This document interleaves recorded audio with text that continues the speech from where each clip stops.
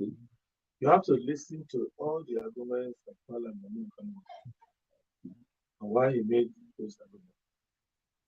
You see, even in the First Republic, which the leaders were far better than the one we have now. Even at that time, we had cases of injustice. If you're a NEPO member in Kano, you didn't feel equal right with somebody who was an NPC member. If you are in Sokoto division, if you are the NEPO member, you didn't feel the same way. But what it means is that gradually, the seed of injustice has been planted at that time. And gradually, these things tend to go. So the way to go back to it is to revalue or ethics of governance, which is that if you feel big, you feel important, don't come to public life. Go stay in your house and live in. The people who are supposed to come to politics and public life are those who have the humility of Parliament, who have the selflessness, who have the sense of egalitarianism, who want to come and serve people, who want to work in the republic for common good of common people. That's where we start from. So once you get that right, then policies are easy for you to choose. While we have policy conundrum, difficulties, we don't know whether education should be free or not. We don't know whether employment should be mass employment or selective employment. We don't know whether remuneration should be well balanced between a permanent secretary and a cleaner. So you are the permanent secretary, you work in an office. Your cleaner or messenger also works in the same one. But you, as permanent secretary, you have two cars given to you. You live in a government building. And then the clerk who works in the same office with you, who must get there before you and leave after you close, is asked to stay by the roadside, look for transport to get to work. Nobody cares where he lives. So it is that philosophy that we must get right from the beginning. Once you get the philosophy right, the policies will now shine out correctly. For example, we all know that the government is not a government if you cannot improve the life of its people. Therefore, you know that getting people out of poverty is number one priority. And that with the ladder to climb out of poverty is education and employment. So if you know that, you are not going to now charge fees for people to get out of poverty. Because people are poor already, and you are charging them fees to escape poverty. If they have the money, they will not be poor in the first place. So you will know that you need to make that investment. And that was understood. And that is why access was given to everybody. Then you also have to do gender justice to see that we don't use a misinterpretation or a harsh interpretation of our religious belief to deny women education.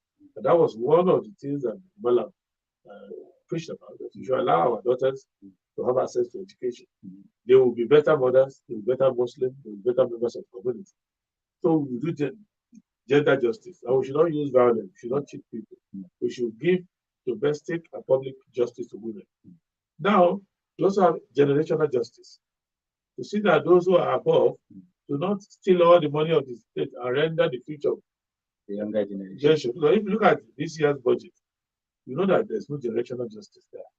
The people who are living in 3 months to 4 months are borrowing more money than can be paid in the next 7 years if we're not careful. So these are all the things we put together. And then when you have a sense of community in Nigeria, you want to make sure that people in this country, when they are accessing the government, when they are accessing facility, when they are accessing medical care and social services, where they come from, not a factor. Yes, because you want to give your country a sense of common citizenship. So why this agitation that the president should come from this, the president should come from that? I've always said it. It is sometimes difficult for our people to know when a politician is lying to them, or when he's saying the truth to them, or when he's running for office in their name, in their interest, or for himself. But there are some guidelines you have. Once you listen to them, you will know who's right, who's wrong, who is real, who is fake. One, you yourself know your situation. You know that at home, food is not regular. You know that the children don't have access to education. You know that medical care is a challenge when you have sickness at home. You know that there's no employment that can sustain people's living. You know the cost of living of things. You know there's no infrastructure around you, no electricity, no water, no road. So now, when you listen to a politician, if he's not addressing any of those things, I'm giving you concrete reasons why these things are not available and concrete solutions. You know that this person is not there for you. That's one test. Because you wake up in the morning, you look at yourself and say, Ba Biti, Ba Roa, Ba Wuta, Ba Aya, Ba Makaranta. Ba Makaranta. So then somebody is now telling you a long story that it is my turn. You ask yourself, address these things that wake me up at night and keep me worried in the day. That's number one test. Second test, if anybody comes to you and says it is the turn of the South, you know, this one is a liar. It's not for you.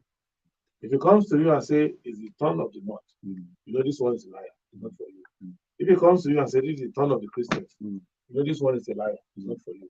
If he comes and says the turn of the Muslims, you know this one is a liar. It's not for you. But if anybody comes and says, let us do justice to one another, let us say the truth, let us become one body. One, you know, Chagari ran on one message. So one nation, one destiny. And if you interpret that one nation, one destiny, it means that if you are one nation, you have everything in common. So you cannot have one nation, two destiny, where some people are very happy and smiling to the bank, and the other people, like they're saying in animal farms. Yes. So some people are more, some animals are more equal than others. So this is what we want to have. And then when the person is also saying it, then you look at their background and say, what have they done before in the past? Look at their private life, look at for those who have been public offices before, say, what did they do in furtherance of what they are saying now? So because there are critical needs in this country. This is a very wealthy country. And when you're talking about justice, there are branches of justice. But before we go further, I think there are some issues that I want you to address first. Okay. Because Nigeria now is facing a serious security challenges. Yes. So I would like to know what do you have to address these security challenges if elected, because this is an area that is much, much more interesting to our people. You see, there's only one solution to security. There's not two, only one. Only one. Yes. Set up a government. Because government is the meaning of security. Anywhere you have insecurity, it is absence of government. So do you want to say that you don't have a government right now? No, we don't have a government because we have people in offices, but they don't behave like government. Because the essence of government is that you have territorial integrity. So if you say I'm in charge of this territory, you determine what goes on in that territory. You are the keeper of the peace in that territory. So when the British were here, they created a boundary so the French could not come. They created a boundary, nobody can come from outside. And from within, even our own people, when you disagree with them, when you disobey them, when you break their law, they come with a political expedition and deal with you. And they restore order. They created Native Authority Police, they created the regional police, they created the federal security. So they maintained the territory. And they handed it over to us. And we've been maintaining that. Even in Nigeria, when a section of the country wanted to leave, we use the might of the government to restore order and bring them back. So that is what the government does.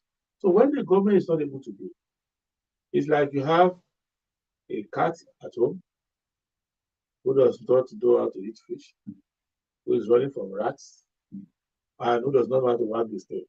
It's not a cat. If you have a dog at home that doesn't know how to bark, that does not know how to smell, does not know how to do anything, that's not a dog. So the government must have basic things. The government may fail to build bridges, may not do too well in managing economy, may not, but you can say that this government is incompetent. But if the government is not able to secure you, it's not able to govern the territory over which it has authority, that is not a government. So what we will do for Nigeria is that we set up a government.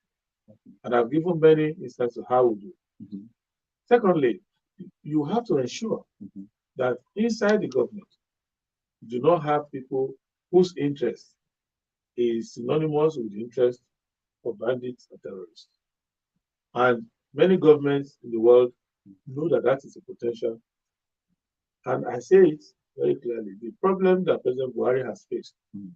and which no president should face in future, but which I will definitely not face when I become president, is that I will not allow my state house, the villa, Mhm. to become the headquarters of terrorists. Because as it is today, the villa is the headquarters of the terrorists. This is serious allegation. Yes, it's a fact. Let me tell you why. It is impossible. It is impossible to challenge the government and get away with it. Government has whatever it takes within its own power, in collaboration with other governments and other measures to ensure that in the territory in which that government is exercising authority, no other person. And if the government is serious and you are a problem to the government, even if you run to London, they will capture you and put you inside a crate and bring you back to Nigeria.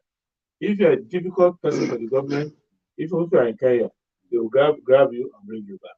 So a government cannot say, and continue to be a government and say that I'm not able to control Sambisa Forest. I'm not able to control Bilingwari. I'm not able to control places in Safa Northwest. I can't Baga the Veliguri way, the road. I cannot control it. It's not a government. That half, northern half, Adamawa will be under terrorists for 1.5, 2 months. And you say you cannot control it. You are already saying So how do you plan the to plan is address as this rise of the plan is regional as militant the group? plan is as first inside the government. There are 3 problems they have now, which I will remove. One, you make sure that people who are exposed to politics, people you see following your campaign plan who are exposed to politics, you do not put them in core security sector. Because it's a So it should professional, be meant for the technocrats. it's a professional or technical field where there's no bias. Follow the evidence, you do appreciation of situation, you collect intelligence, you appropriate it, there's no enmity, there's no faction. Deal with that. Second, you ensure that you process intelligence with proficiency. And the government is always surprised by things that should not surprise any competent government. For example, after we suffered the one in Kaduna, when they came on the train, captured people, and we suffered the jailbreak in Kuje. Now, suffer the one in those states, same train. So it shows that the government is not learning anything. The government doesn't have intelligence people. It means that their train that is coming to a station does not have prior intelligence of what is happening there. So even things that are feasible are physical. For example, it was me that started telling and talking that they are stealing the crude oil in Nigeria. How can you lose 80% of your crude that you're not aware? You see what I'm making? So I will deal with that. So that we professionalize that. Another step is that you have to ensure that you do not saturate your security infrastructure with people who want to make money out of insecurity. See, if you look at the trajectory of our spending on security, look at the lifestyle of those who are running security authorities. They don't look like people who live on their salary. If you have a good military police, you have a good military intelligence, you have a good defense intelligence, you can easily trace that the lifestyle of these people who are involved in this war against terrorism is not the lifestyle they will live normally. You will see that they are all building hotels. They are but the anti-corruption agencies used to track and even apprehend some I will wait with this in government. You see, let me just say, the anti-corruption agency is supposed to be the there is the commander in chief of the armed forces, president. Whoever is the president is supposed to be number one anti-corruption. Remember that in the First Republic, Second Republic, there was no EFCC. All that time that the Dauda took over, after Adewole was spreading out northern Nigeria. It was impossible for 500 pounds to be missing government department. There was no EFCC because he was living that personal exam. So there's no way anti-corruption is going to work in a system where the government is pointing the gun at you.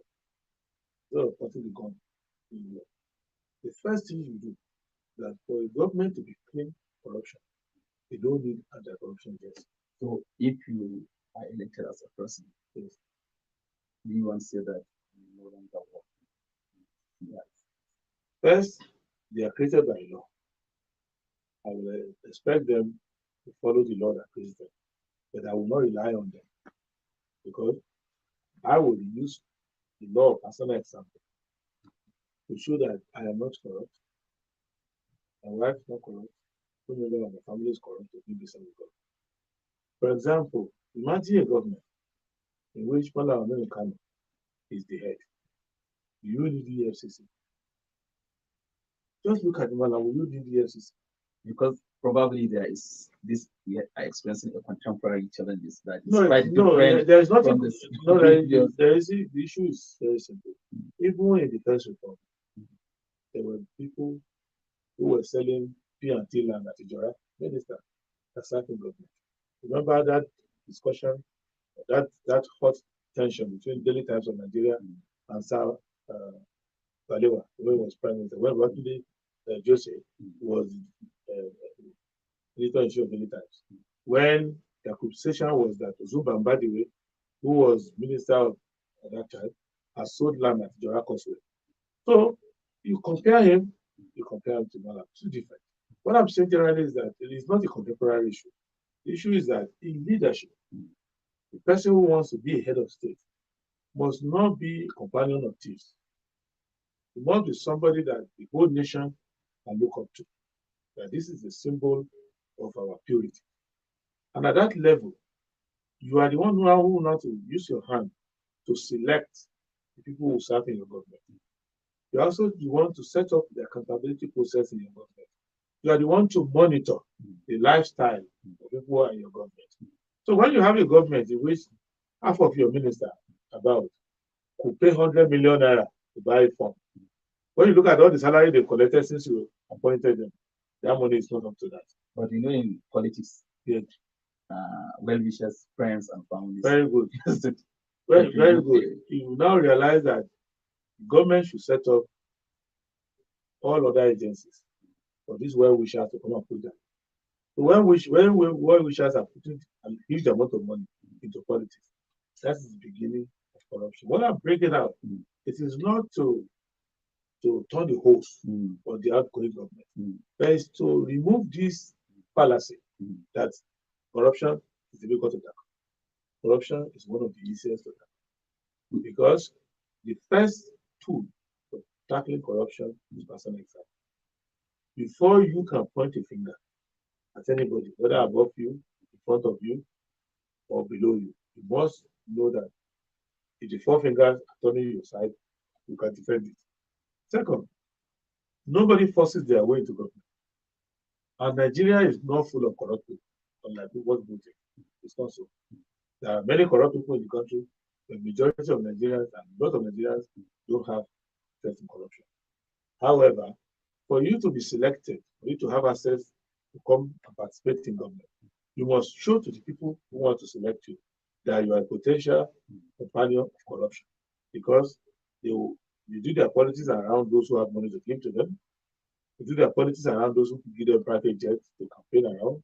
They do their politics around those who contribute unconscionably high amount of money into their campaign. So for that reason, they are signaling to the rest that you cannot go into politics without a lot of money.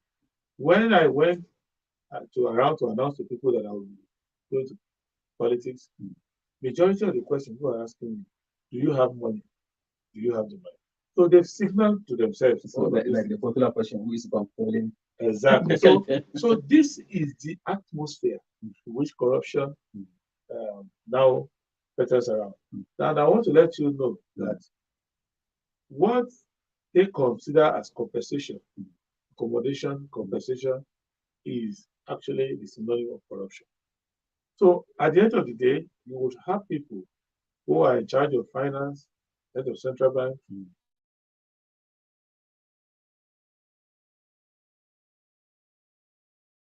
charge of projects. They are there now because they know them to be facilitators of expensive campaign. You will see when you form a government and you come in and you see records that a lot of money was taken from the central bank to finance the election or re-election of the government before you. And there are judicial pronouncements and investigations showing.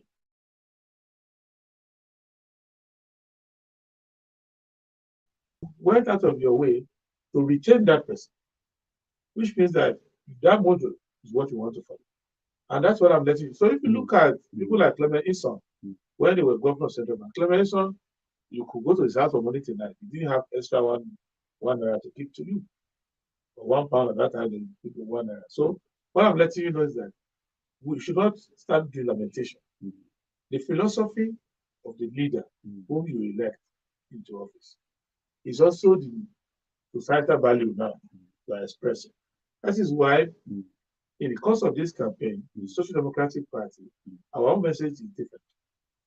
Our own path is different. We are reviving the same message which Malam Aminu Kano gave before, which we ignored to our detriment. And we are now creating this alternative thinking so that people can see.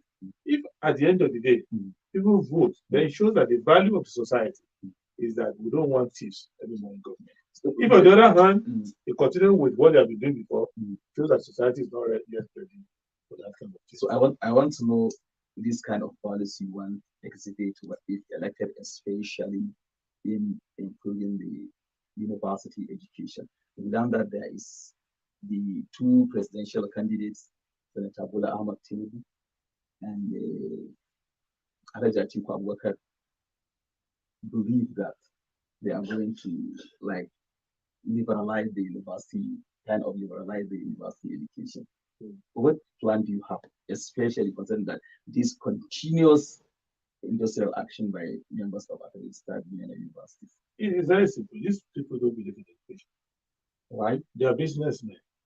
You could see they are also anything government privatizes, sell it. Ours is different. Ours is to build for the country. What we want to do with education is as well. One, we will comply with Chapter 2 of the Constitution, which says that education must be made available for everyone. So, and to do that, it means that you have to do three things. First, you have to attract resources to that sector. Two, you have to attract manpower to that sector. So how will you attract manpower where there is limited or inadequate funding? That's why I put funding first. So how will you generate the funds? Because generating funds in Nigeria is not the problem. There's money anywhere. Really? No, let me tell you something. I've said it before. Anybody who tells you that there's no money in government, lying to you. Each of these people running for office have been in government before. If there's no money in government, why are they coming back? Have you seen, we have 36 governors in Nigeria? Has any of them resigned? There's no money in government. Good. I try to do good things in government, but there's no money to do it. I resign. There's no money in government. Why are they fighting? Why are they killing people? Why are they burning houses? Why are they doing everything to come back? There's money in government. What they are saying is that there's no money for you in government. There's money for themselves in government. There's no money in government. Why? Have you seen anybody who went into government and is poorer than when he went into it? These people you see today who are carrying money around, bullion man everywhere, flying jets everywhere. Did they have money before they went to government? So there's money in government. And how can you say there's no money in government when even foreign governments survive on Nigerian resources? And you say there's no money in government. There's no money in government. Why are all these people coming here? What is happening is that the government is disclosing about 7% of all the money that is in government. What they do is make sure that any revenue point, they secret it away to themselves. Sign consultancy, they sign all sorts of things. Some of them, they just allow the thief, like our crude oil, take them away. Some of our solid minerals, we set up, you must have seen around the north here, and a lot of places in the south, including Osun State, Ebonyi State, and many other states like that. You will see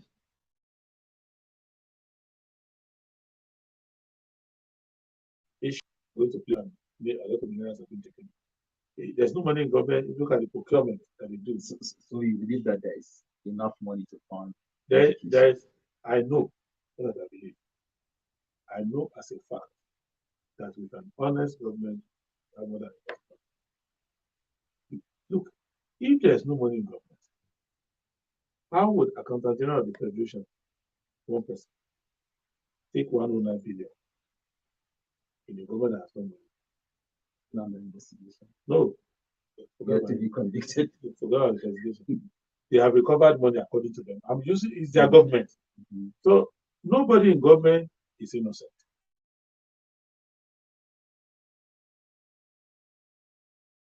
Presumption of innocence. If you catch a servant to do the government, and government knocks your door and grabs and says you are a thief, I will say yes, there is presumption of innocence because you are not ordinary man. It could have been oppressing you. Then when government accuses itself of having stolen money and brought somebody, there's no presumption of innocence anymore because they are in government. They are the one accusing themselves now. Is it not an element of sincerity from the government that it is even investigating one of its principal? No, it's not because you will see that if you check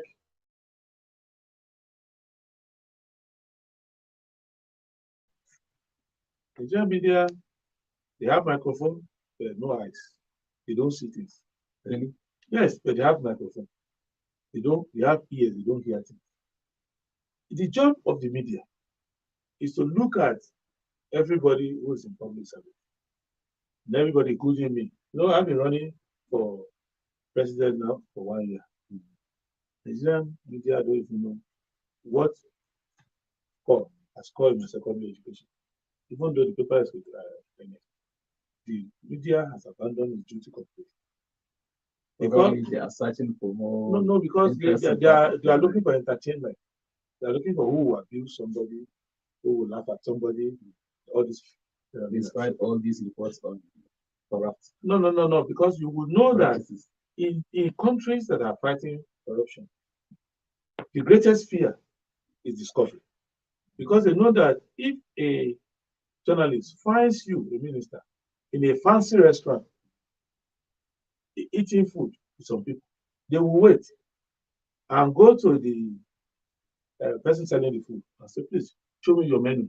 This thing, how much is it sold for? But this is a country in which people who serve in your government will say they have a meeting over politics. They will go to London and have the meeting. They will go to hotels where it is 300 pounds per night. And you know the exchange rate of 300 pounds. So journalists will write, so and so in London, politics is interesting. They will not remember, wait a minute, this person is a public servant. How is this person carrying this number of people to Chatham House? How is this person carrying this number of people to a hotel? Why, for the picture I can see here, why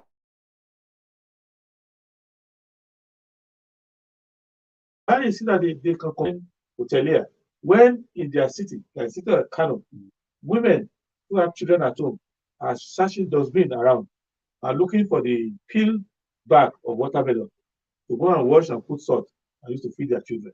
The journalists are not interested. So but something else you are accusing of.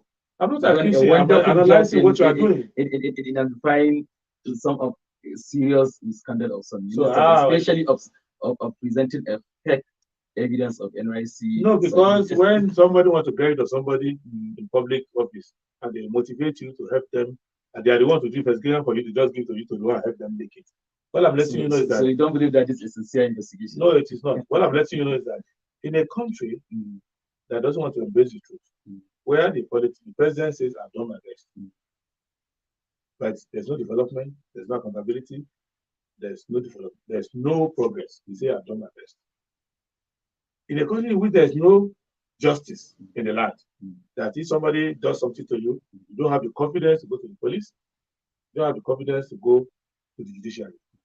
Every year, when there's a new legal year, the Chief Justice will read, the judiciary is doing the best. In a country in which there's no equity, there's no unity, there's no fairness, anytime they open National Assembly, they'll say, Senate President, Speaker will say, we are doing our best. That same country, where there's a massive amount of money, is missing from the public sphere, and where people who are supposed to be accountable to the people are living larger than life. Journalists will also say, we are doing our best. So everybody is doing their best, but the country is at the worst. So what does that tell you? Serious. Viewers and listeners, we are watching ARTV, where we have the privilege of hosting the SDP.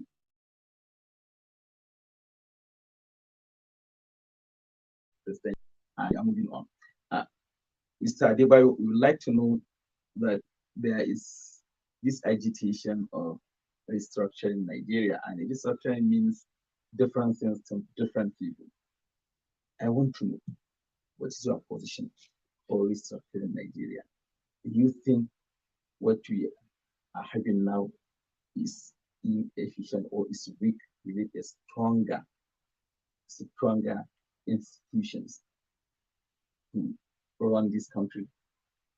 Let us first restructure our thinking. Okay. Let us know the purpose of God. Okay. Majority of people in government don't know. They think government is a trophy that you can compete for. And when you win it, you keep it and lock the door against the others. They don't see government as a service. That is what we need to do first. We also need to restructure the thinking of the people. They need to know that the government they elect working for them, and that the country depends on their own collective wisdom in looking around to choose a good leadership. So let's just agree on that first. Then let us look at the different branches of government. I am going to the executive branch. So the first thing is for me to restructure the presidency, to make sure that the presidency is not a den of thieves. That the presidency is sensitive, and there are 3 offices inside that presidency. I'm going to be head of state, so I need to be father of the nation. I need to be as comfortable as where I'm happy, comfortable in Kano. That's why I should be in Medjugorje. That's why I should be in Abakaliki. That's why I should be in Yanagoa. Everywhere in Nigeria, people should see me that this is our president.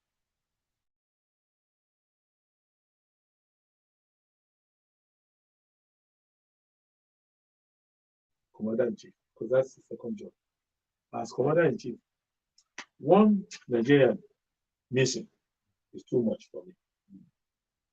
There are countries in which the head of state will not sleep if one 13-year-old child is missing. Everybody must be awake to find that child. There are some countries that are luckier, that it's not even citizen missing. The citizens should call and say, I cannot find my dog. The commissioner of police in that place will not sleep. That dog is found. So you must have a commander-in-chief who is not jetting out after just being told 45 people have been kidnapped or 30 people have been killed. You must have that sense. That's the first where your structuring should start from. You structure the presidency and you emphasize the priority to all of them. So if you are Inspector General of Police and you know that you can do everything right, you can be minding your business. But a child can be missing in Malumbashi, and if after 5 days that child is not found, you have lost your job. Because the president will say you have made not me to pay. So you got to go. That is what you need to do. Remember, there was a time in this country, but I like to give contemporary examples. I give the older one who will not remember. There was a time in this country that in Lagos at the Don Barracks, the Supreme Military Council, the Air Forces Ruling Council was meeting, and ARTV, who was the General of Police, was coming to attend the meeting. And the then Commander-in-Chief, Ibrahim Babangida, saw him and said, my friend, why are you here? Where's an enemy? So immediately he said that, he realized that the man is telling him, you coming to sit down with me here. It's not what I need. I need to get that armed robber. And then the armed robber was operating only around Benin, not coming to Lagos, not coming anywhere. But the president was conscious enough to say, my friend, where is her name? And immediately went back to his office, started putting fire and Barry Osayande went and got the enemy out. Even though they have been talking, Adeni is a principal in terms of whatever. So you need to have that level inside your presidency. And if you come in and say, yeah, and everything, start joking around, and the person goes to follow your wife to go somewhere, then the policeman knows that the priority of government is not about the person who is missing. It's about how I'm able to service them, follow them around. So you need to get that. Then the third is that you must be an effective chief executive, which means that the human resources of Nigeria. So if you hear that there's a very good geologist who is a Nigerian, who is working somewhere in Maiduguri, or who is in the hospital somewhere in Sokoto, you as president of Nigeria, you want to know that he's using that talent for the country. They're looking for him. If it's overseas, you go and look for him. So you value human resources. You want to get the best people to work for you. That was then. Secondly, the material resources as well. You want to protect them. You want to make sure that not one drop of oil. There are some countries. I've been in the oil sector as a lawyer for some time, advising other companies. There are some countries where it is impossible for you to spill 2 gallons of crude. Not that you are stealing it, you just spill 2 gallons, everybody shuts down. But here, in the country in which you are a journalist, 80% of the crude, 80% is stolen. Okay. Still on this restructuring, I don't know what is your take on state policy. My belief is this. One, there are 2 things are wrong with Nigeria. Okay. And we can correct it. Okay. I'll address the first one. That the people who are running the constitutional arrangement they are not fit to run it. So if you buy a car, let's say the car is Toyota, then you put a person who is blind, who is deaf, and has not learned to drive before, and you put the person in charge. And the person keeps doing what? Banging the car every time, killing people, banging the car. And somebody says to you and say, the solution to your problem, buy a new car. Okay. Does that make sense to you? Because you buy a new car and the same driver is going to drive it. You know that definitely that's not correct. Because the driver I have is very bad driver. Even if I keep changing the car, buy a new car, it's going to wreck it. More so, I've done that before. Remember that when we started, we came back from Lancaster House. We set up a very beautiful federal government. With regions. We were running fine. People were not happy. In the north, we had the thief riots, where they had to get the army to go and do it. In the southwest, they had the wet here. In the western region, problem. The assembly, they were smashing maize, broke the window in their own region. Then the Midwest said, no, it's not the only commission. We don't want to part of the southwest. They created their region for them. They had not finished. Call Ogoja Rivers came out and said, we want our own. They didn't making their own. Now the military came, gather everything. Then we all gathered ourselves together in 1977. We went to Constitutional Assembly. Adewole was there. Apart from those who died, but those who were leading, who operated out of time. Yes, they all came there and said they didn't like the parliamentary system. They wanted the unitary. No, they said they wanted the presidential system and they wanted states, they didn't want region. Now we are back to these people are complaining. What I can tell you is that now that's not the reason. We didn't do the unitary one very well. We didn't do the federal one very well. We didn't do the parliamentary very well. We not do this one well. So we need to change the philosophy of those who go to government. Second, there are some inefficiencies in our constitution. The exclusive list is too big. So there is need to push many of the items to concurrent. Yes, so that it is possible now to do a few formulas. One, if you are close to a problem, it should be the government to address that problem. So this security is among the exclusive list. You have to carry it to concurrent so that you can have local government police, state police if they want. After all, now kind of has his back. So why not just formalize it and put it? And the issue of referendum formula is the same thing. You need to listen to the debate. The argument that President Shagari gave mm, in 1978-79, mm, when he was under MPN, mm, as to the system of deriving revenue is the best argument ever on it. So if you have time later, we can discuss it. But the one I'm letting you maybe know, I want to come down to your engagement with okay, some stakeholders in kind of maybe in 1 or 2 minutes. They raise concern about issues that affects kind of especially the region of River Niger, yes, the construction of rail line from Kano, Kaduna, Abuja down to Lagos, and reviving the dilapidated or even the alien manufacturing sector in Kano. So what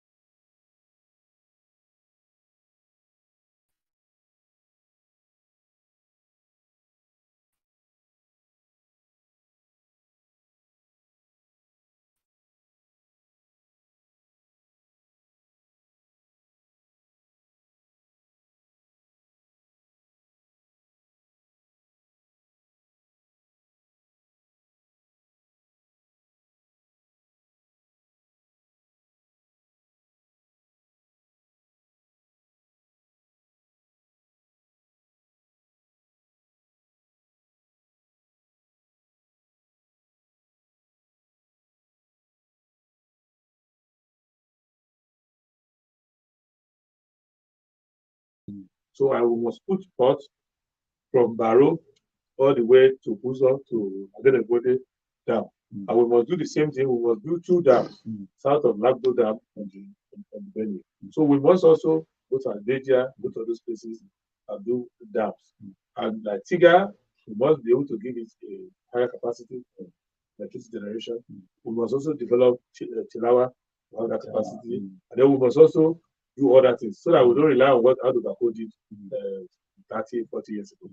So those are the infrastructure we need to create. mm, So there's none of the demand mm, that is outside of. In fact, there ought to be a rail corridor that goes from Calabar all the way to Lake Chad. mm, I would say, and I think that we should do a what I call a golden quadrilateral okay, around Funtua. okay, This highway mm, we're doing, we're just resurfacing mm, what Babangida built in the 90s to dualize Abuja to Kano. It cannot sustain the population we have now. mm, So we'll do that, we must do parallel ones mm, to be able to see that at the end of the day, if you are coming from Niger mm, to Kebbi, you go to Sokoto, you are trying to cut Zamfara, mm, there must be a way to do the realization to meet there. mm. From there, you go to other parts of the country. We are So very that's all we need to motivated, do. sir. We are very motivated to have you, and we are hoping that next time when you come again, we will have another interview where we will focus most